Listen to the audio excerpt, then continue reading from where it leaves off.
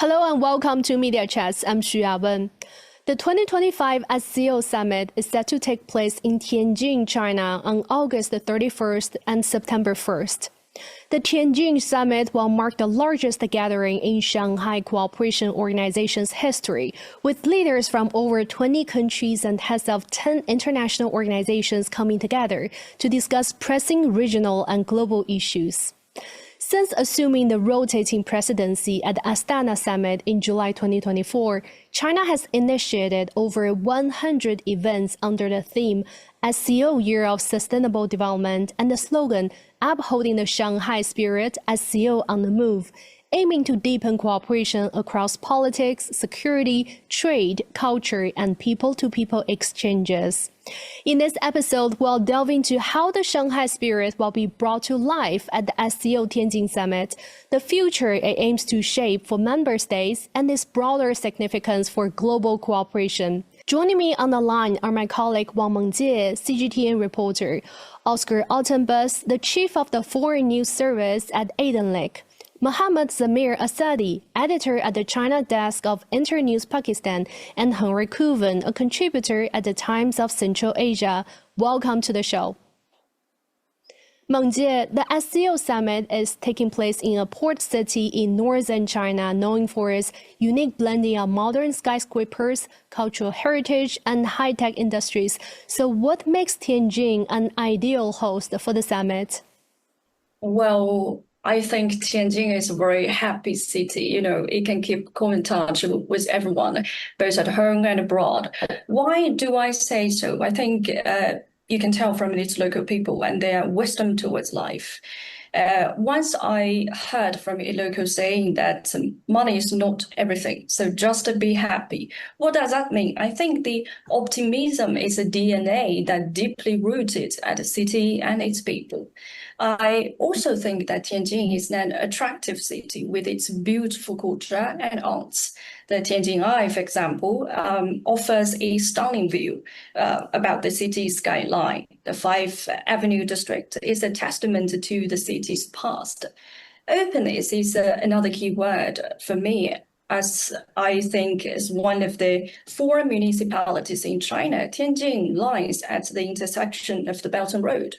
It is also the maritime gateway of the Beijing-Tianjin-Hebei region. With a population of nearly 14 million, Tianjin is the largest open coastal city in North China. And when we looking back in 2008, Tianjin became an association city hosting the Olympic Games with Beijing. And in the same year that Tianjin hosted the Summer Davos Forum. And from then on, Tianjin has hosted the Summer Davos Forum every 2 years. So I think it's happy, is attractive, and is open. And these are the words that describe Tianjin in my eyes. Very well said. I actually been to Tianjin a couple of times covering the Summer Davos, as you just mentioned. I know you've been following the news of the upcoming SCO Summit. So as the city, Tianjin, is about to welcome guests from around the world, what specific efforts has it done to ensure the success of the summit? I think you can think about the issue from different angles, but so far as I learned, the SCO Summit is expected to adopt a strategy, in Tianjin and guiding its development through 2035.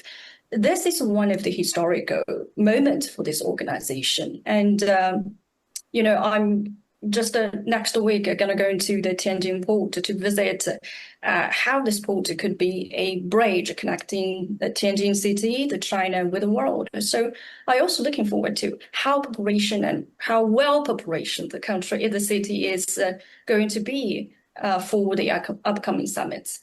Oscar, you visited Tianjin in June, explored its cultural streets, enjoyed a boat tour along the Haihe River, and also visited Tianjin Port, which is the world's first smart zero-carbon port in China. What stood out the most to you about the city? So first of all, thank you for having me. Greetings to all participants. So yes, we can start, of course, from Tianjin because it's a really, really beautiful city. And also is a very important city for China, both historically and economically. It is also one of the most developed city in the country. So a major reason for its development is the spatial growth program created by Communist Party of China for Tianjin, of course. Thanks to this program, the Tianjin has become one of China's top port cities. So I want to talk about the Tianjin port, of course, because it's especially impressive. It is one of the most advanced ports in the world, using artificial intelligence and automation at very high level. I want to tell you a story about it. For example, my older brother is an inspector for shipping and ports, like surveyor. So I recorded some videos from the Tianjin port and like automation, self-driving vehicles moving containers at the port of Tianjin and sent to him. And he said, I've been in dozens of ports, but I have never seen anything like this, like high technology and artificial intelligence. So the technology at the Tianjin port surprises not only ordinary people, but also professional in the field. So because of that, really, really important, I think, for the industry of the like sea industry. So and also the other way of the Tianjin is also city with deep cultural importance. It is located on the maritime road of the ancient Silk Road, which shows its historic role as a global trade hub. And today, it plays a similar role in the modern Belt and Road Initiative, making it key city of for China's international trade strategy, I think. So, also at the same time, Tianjin represents traditional Chinese culture. That's why it is very, very meaning that the Shanghai Cooperation Organization Summit is being held in this city. A city that connects the past Silk Road and the present Belt and Road sends powerful message, I think. So it shows that humanity is connected through shared history and culture. I think one of the key points for this summit because it gonna be held in Tianjin. So from this point of view, I can say I believe that choosing Tianjin as the host city for the summit is a very symbolic and important decision.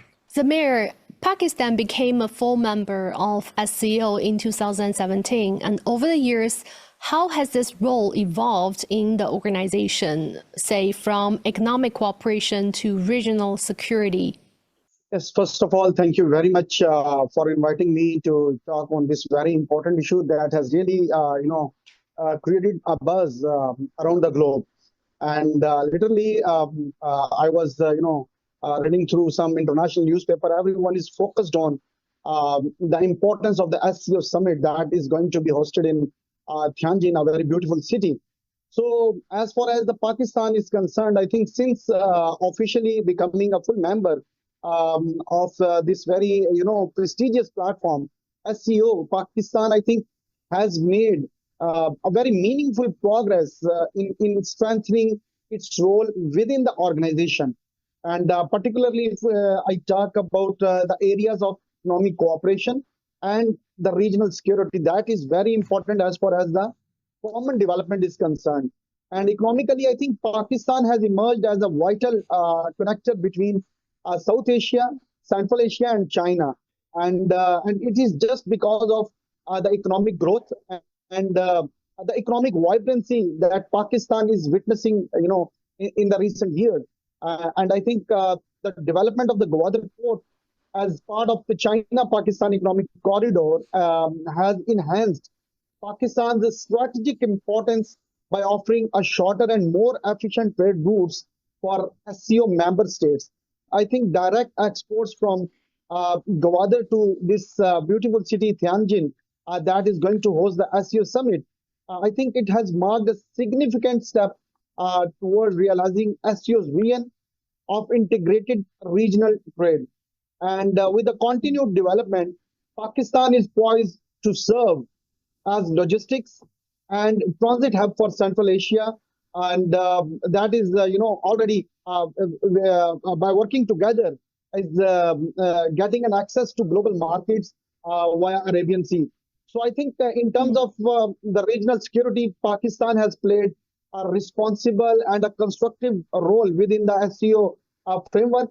And I think in the coming SCO summit, Pakistan is very committed. Pakistan is, really ready to participate and to share its ideas of development, prosperity, and working together under the SCO platform.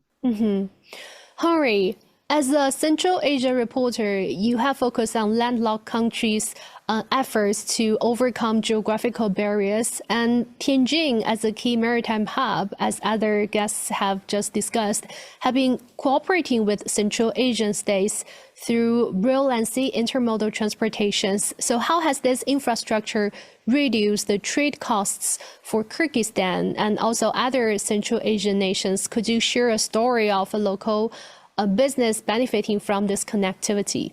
Absolutely, and thank you for having me back on the channel. It's great to be here. And as you mentioned, Tianjin has really become a vital maritime outlet for Kyrgyzstan and other Central Asian countries via China's Belt and Road Initiative infrastructure, and particularly through the China-Kyrgyzstan-Uzbekistan rail route. Businesses in Kyrgyzstan have been able to export their products to Tianjin for a fraction of the cost and are able to receive products from the other side in a much quicker fashion. So for instance, now cargo that is transported from Tianjin to Urumqi and then trucked into Kyrgyzstan can arrive in under 2 weeks at a cost of 20 to 30% less than before, when trucks and trains had to go through Russia and then through Kazakhstan before. And an example of a local business that has been benefiting from this is a company called Akun Textile, which is a Bishkek-based fabrics company. And they used to export their products through Kazakhstan and then to Russia to enter China. But now, because of the new infrastructure that exists, Akun has been able to increase their annual export volume by 15% and has been able to enter markets within Southeast Asia, such as the Vietnamese and Malaysian markets. And for a small textile company in Central Asia, it's a huge advantage for them to have quicker access to shipping and materials provided by this infrastructure. Well, that's very fruitful outcome out of this connectivity. Meng Jie, so other guests have just talked about how strong that the Tianjin port has boosted trade with your nations. So from China's perspective, could you elaborate on the Tianjin port's role in boosting SCO economic cooperation, and how do these efforts align with the SCO Year of Sustainable Development in your view? Of course, in my opinion, I think Tianjin port is not just moving goods. It's moving us into a green future. So far as I learned, the drivers no longer, endure the bumping camping since 2024. They now control the large equipment remotely, just from their office. And I really did some homework, connecting with over 500 ports in over 180 countries and regions. The port built the world's first smart zero carbon terminal in just 21 months, and the first Tianjin Central Asia Freight Trade Service just started at this point in May 2025. And compared to previous routes, the Central Asia Freight Trade Service reduced total logistics costs by 20 to 30%, making the port one of the, I think, preferred hubs for Central Asia bulk cargo. And in early March, Tianjin Port announced to lift the container throughput to 35 million by 2035. So I think the plan just, shows the port city is accelerating its transition from a channel economy to port economy, integrating the port operation, the industry, and the urban development. And speaking of the SCO cooperation, I think SCO member states actually have enormous complementary advantages and the potential in the future for sustainable development. And the investment cooperation is also able to be promoted in key areas such as oil and gas, the manufacturing, the green economy and digital economy, and of course the logistics cooperation, such as the lessons we can learn or the practical cooperation we have from the Tianjin port to promote the industrial transformation and among the SCO member states and make the industrial and supply chains of SCO more close connected. Well, Oscar, let's focus on Turkey's role in the organization. We know since the country became an SCO dialogue partner in 2012, its engagement has evolved from passive participation to active collaboration. What do you make of these changes? And also, we know as SCO dialogue partners, Turkey has been exploring innovative cooperation in technology and new energy vehicles, for instance. So what do you make of this cooperation? Like, how do these initiatives align with Turkey's middle corridor strategy? It's a really good question. Actually, the answer is really simple because the world system is changing. The world is clearly moving toward a multipolar system. We are not living in the 90s or early 2000s. It is no longer controlled by a single global power. So one of the clearest signs of this is the growing importance of groups like the SCO and BRICS. Like 15 years ago, there were no SCO and BRICS, but right now there is. Today, there is no longer a system based on the dominance of one country. So countries like China, Turkey, Russia, Iran, Brazil, and many others from the global south are helping to shape this new world order. So one of the Turkey's objectives is to become a full member of the SCO. Right now, we are a dialogue partner, but I believe in the future we become a full member of the SCO. So it's and it will be really helpful for the create a new multipolar system, I think. So what makes this change special is that this country are building relationships based on the equality and mutual respect. They do not try to control each other through military or economic pressure. Instead, they work together in ways that benefit everyone, a win-win situation that supports the growth of all involved. And so let's talk about the energy because the energy is really important for the Turkey.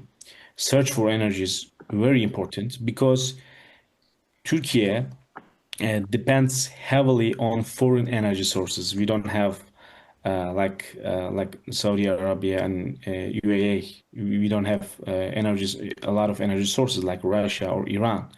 So one way to reduce this dependency is by using more electric vehicles. It will help. So this would not only help Turkey save money, but also improve its energy security. We are currently seeing significant investments from China in Turkey for the production of electric vehicles. For example, we can talk about the BYD. Right now, China's largest electric vehicle manufacturer, BYD, is opening a large factory in the city of Manisa, located in western Turkey. So once this factory is complete and begins producing electric vehicles, the use of electric vehicles in Turkey will increase. So this will reduce fossil fuel consumption.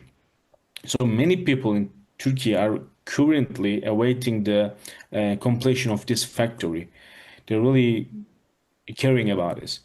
So the middle corridor about this issue plays a really key role here. It can bring great benefits to the region, especially in energy and trade, of course. For example, it could help transport natural gas from Iran, Russia to Turkey. I mean, the Middle Corridor is also an important part of the Belt and Road Initiative, of course.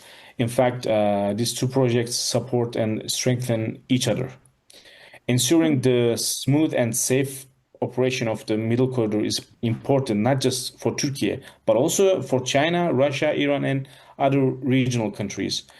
So, this corridor is especially valuable for rail and road transport, of course. In the past, uh, freight trains from China used this road to reach Turkey and Europe. Maybe you can remember the Xi'an to the Prague, the one-way rail, train rail.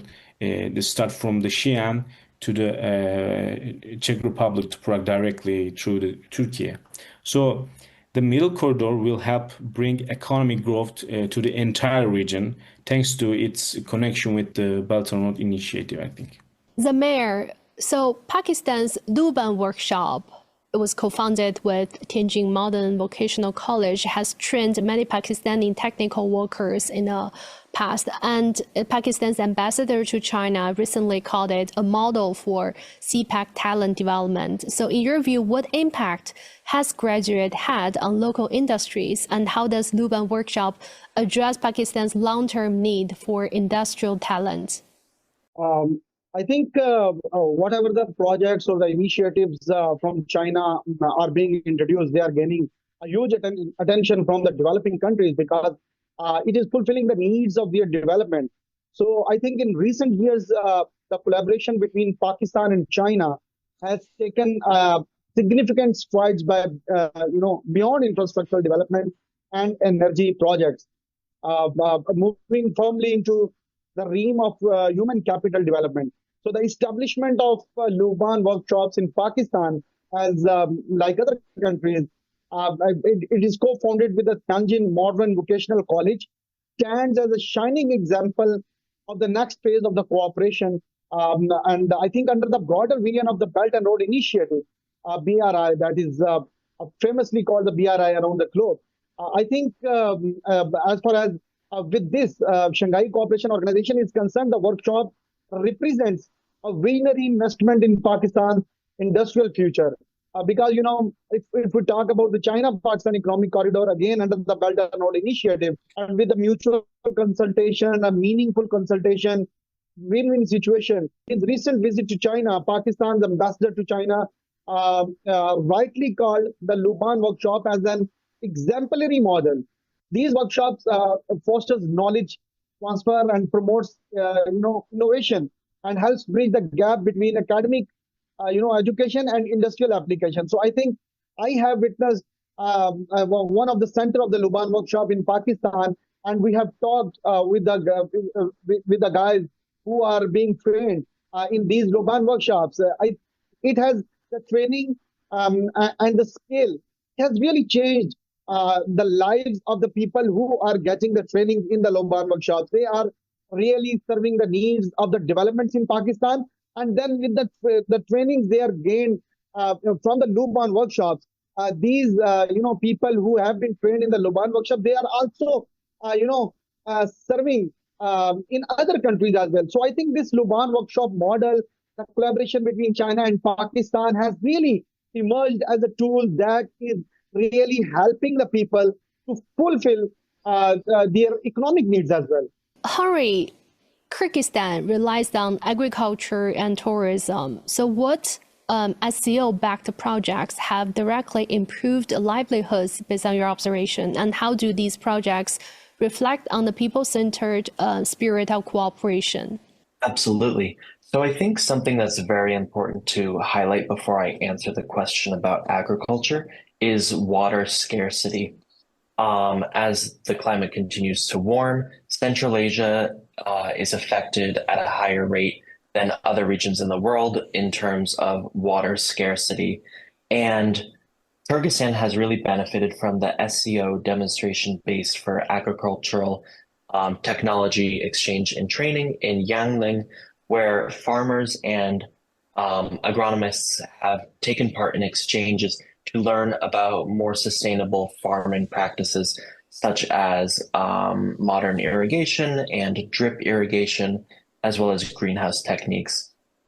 There's been a pilot program that has done well in the Osh province of southern Kyrgyzstan, where farmers are now using solar-powered drip irrigation systems that use substantially less water than the older systems using corroded pipes from the Soviet days. These practices save up to 40% of water usage and have yielded very good amounts of fruits and vegetables.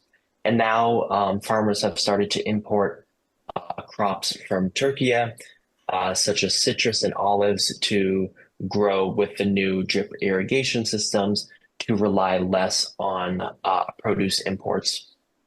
And then in terms of tourism, the SCO has supported Kyrgyzstan's participation in the Youth Cultural Exchange Camp, as well as the tourism year in 2023, when it featured Lake Issyk-Kul as the flagship destination. Additionally, the city of Karakol has been allocated the Destination Karakol initiative, which has been funded by multilateral partnerships with SCO support and has really taken Karakol, Kyrgyzstan's third largest city, up a notch in terms of training local tour guides and homestay operators. And as a result, since about 2021, tourism revenue and numbers in the region have risen over about 20%, not only because of these efforts, but also due to the fact that Karakol is a four-season city where you can ski in the winter, hike in the spring and the fall, and in the summer enjoy Lake Issyk-Kul, which is truly an incredible place to be in the summer. And then furthermore, all of these efforts not only will benefit the farmers and the tourists, but will trickle down to the local populations as well. It will help invest in skill training, job creation, and regional cultural ties by learning from others, whether it's about drip irrigation or promoting sustainable tourism. It will all be up from here. Now let's shift the gears to the media cooperation and global governance under the framework of the SCO. Mengjie, so at the recent Zhengzhou Media and Think Tank Summit, a consensus was reached highlighting the pivotal role of media and think tanks as guiding forces for SCO cooperation. So what do you make of this significant role that media plays in enhancing SCO cooperation, and how can Chinese media better amplify the underrepresented narratives to promote mutual understanding? You know, media played a role as a bridge telling the stories of SCO and showcasing the achievements and advancements of the Shanghai cooperation and contributing their wisdom to promote peace, stability, and development. And building consensus and increasing mutual trust, I think this is another responsibility media need to shoulder, and to respect or safeguard each other's core interests, to build the common home of the SCO. And the harmonious development of diverse civilization, I think, is a beautiful vision of the peoples among the SCO member states. And to better cover SCO stories, take CGTN as an example. We report or cover the SCO related stories, or each piece of the story, I think, from a vibrant perspective. Why? Because we are an international media organization with the aim to promoting the understanding between China and the world. And I think here is one of the vivid example I would like to share with you guys. Just in early April this year, I attended one of the, I think this is the first supporting event on the summits. And I attend this event, which is called the China SCO Conference on Industrial Cooperation for Sustainable Development. I was honored to have the chance to talk with the Sohail Khan, the Deputy Secretary of the SCO organization. And just, before the start of our conversation, and he just encountered me and said, "Oh, hello there, this is CGT, and I love it." He just get a glimpse of my microphone with the CGTN logo on it. And, this is one of the most impressive moments during the other day's coverage, because and I asked him why you are so happy. And he said, because the CGTN is kind of like the international media connecting China and the world, and especially he feels closer to the world as a foreign audience to watch CGTN. And so I start to learn why media need to go to the front line to, speak up and to stand out. And I hope I can just, share a little story with you guys. Media today, we're not only collecting facts, reporting facts, but also we're a bridge between nations to bring people's heart closer. Zamir, I know you also attended the Zhengzhou Summit. So from your perspective, how did the media and think tank representatives from the SCO countries work together to bridge differences and focus on the shared goal of building a common home? Yes, it was a pleasure. Recently, I attended two of the media and think tank summits. One was held in the Xinjiang, and the other one was held in Zhengzhou. So I feel lucky that I got an opportunity to attend both of these two summits that really represented the voice of the media outlets from and the think tanks from the SCO countries. And I think attending the SCO media and think tank summit, especially in Zhengzhou, was not just a professional milestone, but it was a moving reminder that how dialogue, shared vision, and mutual respect can unite a diverse region. Centered on the theme of upholding Shanghai's spirit to build a more beautiful home. And I think the summit brought together the voices from across the Shanghai Cooperation Organization countries, and the journalists and the researchers and the policy thinkers were committed to advancing the regional peace, development, and understanding. And I believe that such kind of gatherings provide an opportunity to the diverse opinion of the SCO countries. And we were able, to reach a consensus that we will be helping each other by narrating the stories of our country in the SCO member countries collectively. And it was decided that these stories should be, localized. It should be translated in the local languages of the SCO countries. So anything happening in Islamabad can be felt in Uzbekistan. Anything that is happening in China, in the people's life, can really be translated in Russia. So I think such kind of translation, such kind of a localization of the news stories, it helps the people to interact, to develop a good understanding of each other, and to learn from the achievements of each other. I think this is a time when we are witnessing a misinformation, and propaganda campaigns that are fueled by Western countries against the SCO platform and SCO member countries. And we should encounter the propaganda, the fake campaign about the development, about the prosperity, and about the mutual working of SCO countries. So I think one particularly meaningful session in the Zhengzhou Media and Think Tank Summit was roundtable that was about media as a bridge for shared future. That was really very interesting.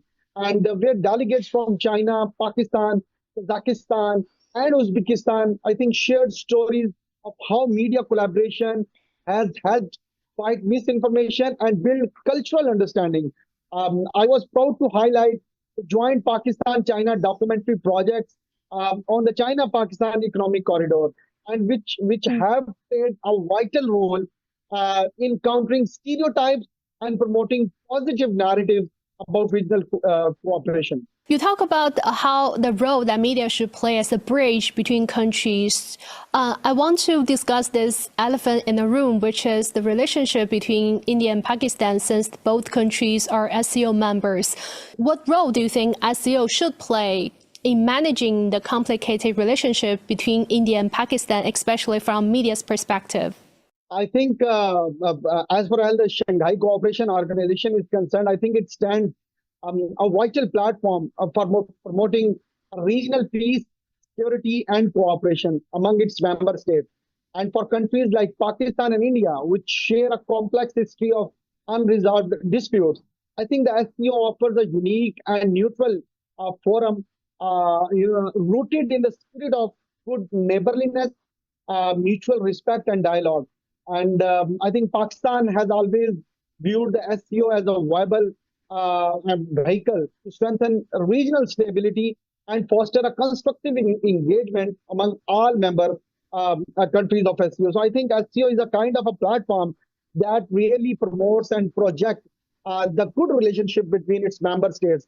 What we feel as a Pakistani journalist, I would like to comment that SCO has a great platform, and as a great platform, can facilitate to normalize the relationship between its member countries, especially between Pakistan and India. I think there is the realization in the region that the normal relationship between Pakistan and India can be vital for the sustainable economic growth, not only in South Asia but in the Central Asia as well, and by helping or by utilizing the SCO platform. And as far as the role of the media is concerned, I am the great advocate of the media connections, the journalist exchange programs, the journalist fellowship program between Pakistan and India and between the SCO member countries that can be facilitated by SCO platform. I would also like to suggest that there must be such kind of a fellowship program that would provide an opportunity to the journalists of different countries of SCO, like either it is from Pakistan, India, Russia, China, and other countries, that the journalists from these countries must be given a unique, a separate platform where they can work together to develop narrative that will be helpful in establishing a peace and stability in the region. And I think such kind of a platform will be providing opportunities to the journalists that sometimes will be maybe working in New Delhi together, sometimes they will be working in Islamabad together, sometimes they will be working in Beijing or Moscow together. So I think this will be a great platform that will be helpful in creating harmony, coexistence, and the peaceful development.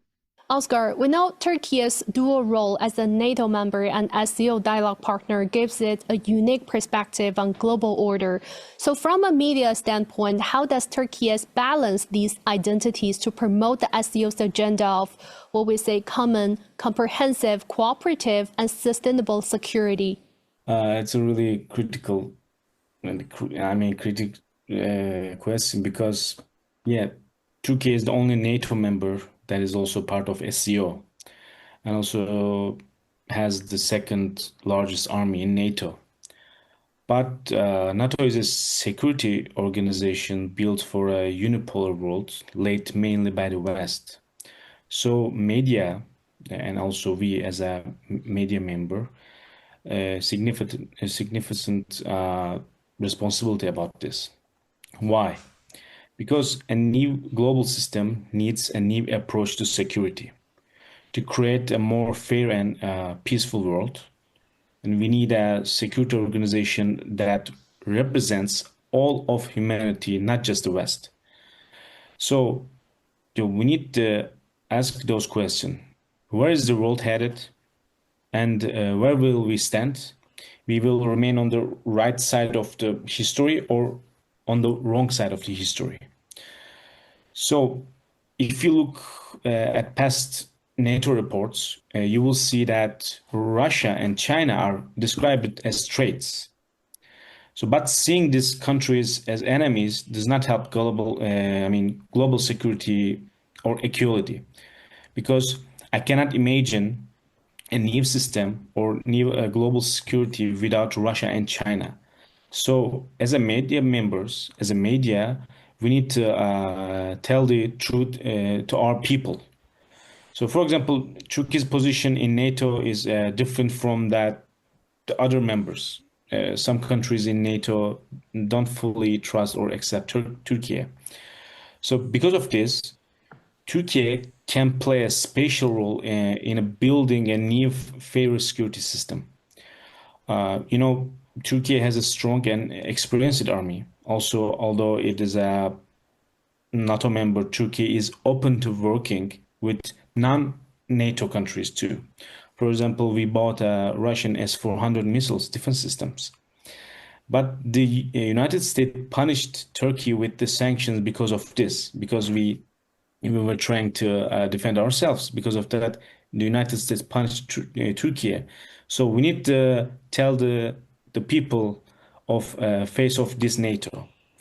So the media has a significant responsibility. It's a crucial tool for shaping public perception. Public perception. In doing so, we must present the facts. The reality is that the world is no longer under the hegemony of a single power. New partnership and alliances are being formed. The media is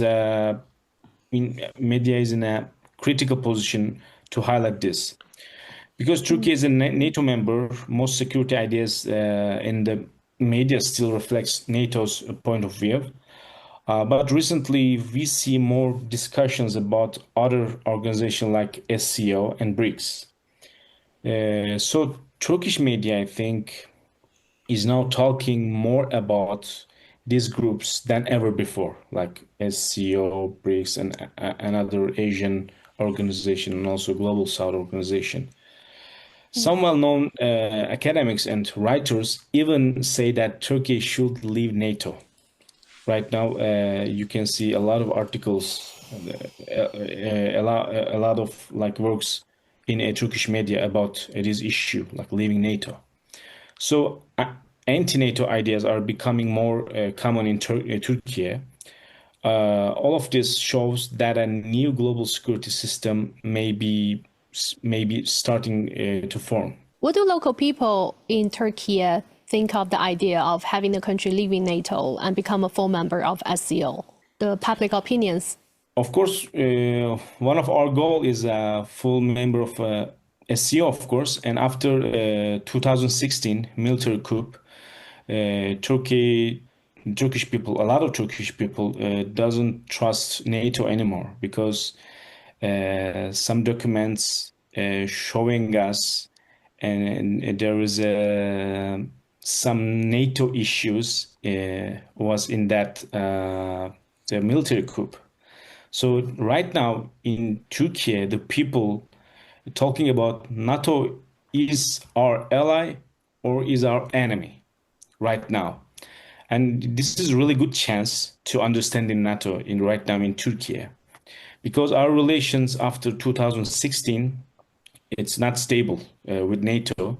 But SCO, we are more close to Asian organization, like global, or I should say the Global South organization, like SCO and BRICS. Now the people are starting to discuss about how can we become a BRICS member or full member of the SCO. So because of that, in the media, you can see a lot of things about this. Some articles, also some writers, the perception been changed after 2016 military coup, because the people know there is absolutely, there is some NATO issues in that military coup. Because of that, right now, the people, Turkish people, feeling more close to Asian organization. Henry, from a media perspective, what untold stories do you think deserve more attention? And also at the Zhengzhou Summit, they were proposing to tell more success stories of SCO cooperation rather than highlighting divisions. Do you agree with that and why?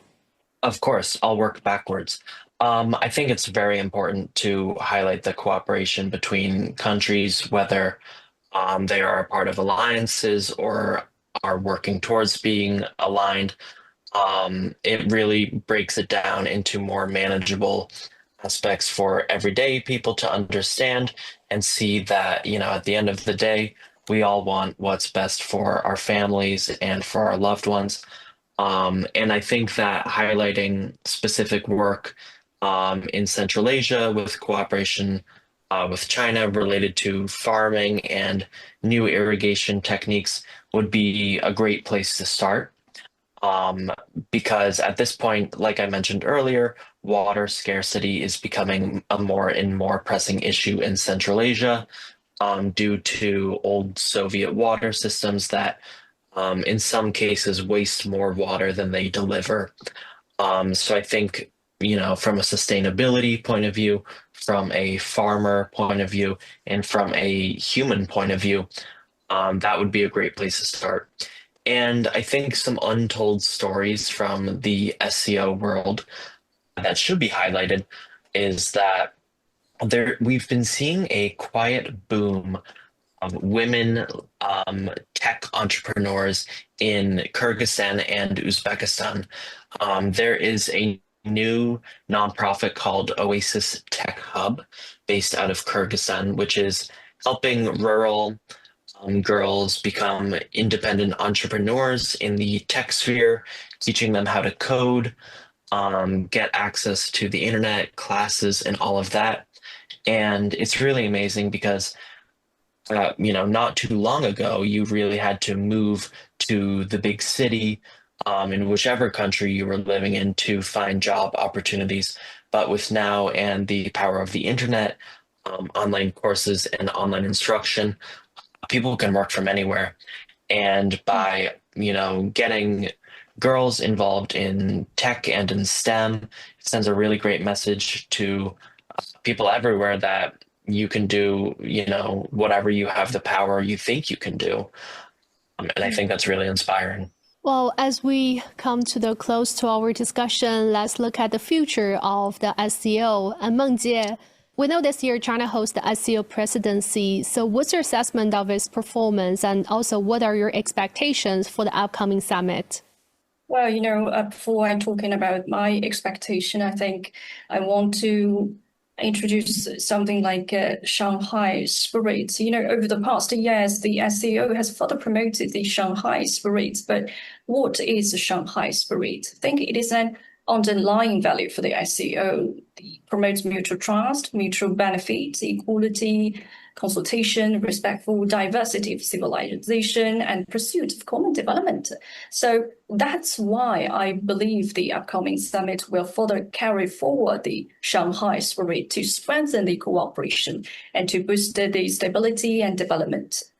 Why? Because the profound changes on the inner century are just unfolding before our eyes. I think the SCO will continue to speak up about the major international and regional issues, to uphold justice, to formally uphold the multilateral trading system, and strongly condemn the abuse of armed forces. And China, of course, will continue to work with the SCO member states to advance SCO reform or innovation in various fields to ensure smoother and more efficient operation within the organization.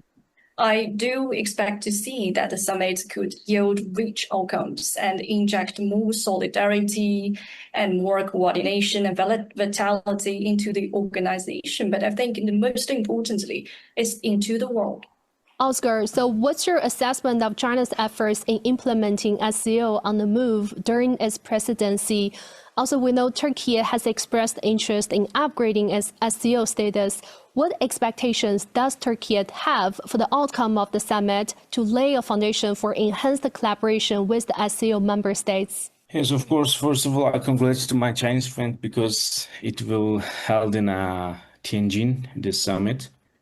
So I think SCO as an organization needs to be more active, especially in the military and security fields.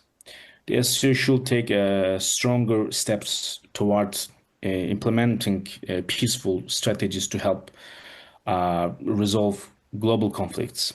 If it does, it can help change the way many countries view global security.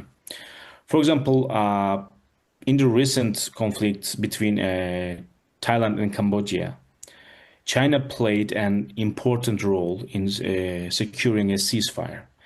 This was a significant success not only for China but also for the SCO, because China is the member of the SCO. But it's not enough to stop conflicts. The real success is preventing them before they start.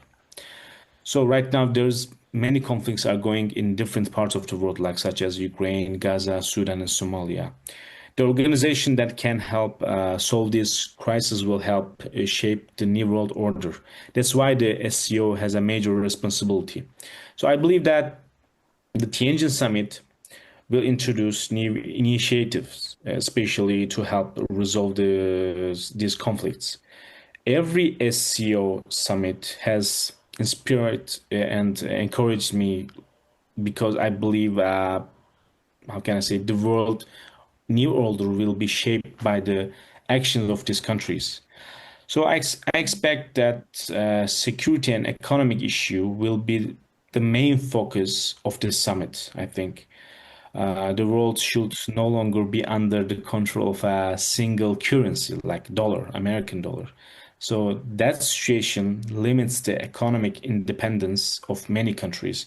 This is a really, really big problem for global South, especially. A fairer global economy depends on moving away from a system where one country controls the global currency. Finally, I think discussions about how to end current conflicts will be one of the most important parts of the summit, of course. And also, I believe after this summit, the SCO will take more active steps, both in military cooperation and economic development, I think. We're coming to the end of the discussion. Zamir, this is a question for you. So, in your view, what specific outcomes from the Tianjin Summit do you hope to see that will shape the future of the SCO? And why do you think the summit is important, not only for SCO nations, but also for the world as a whole? I think we have already talked that the SCO has emerged as a platform that is really providing, a great opportunities for the member countries as far as the economic development is concerned, the mutual prosperity is concerned, and an opportunity that where China, Russia, and other countries can share their experiences and their achievements with each other. And I think it is a need of a time as when there is a lot of developments as far as the technological advancements are concerned, either it is about artificial intelligence, big data, cloud computing, or the robotics industry. I think this is a time when such kind of initiatives or the achievement must be shared with each other.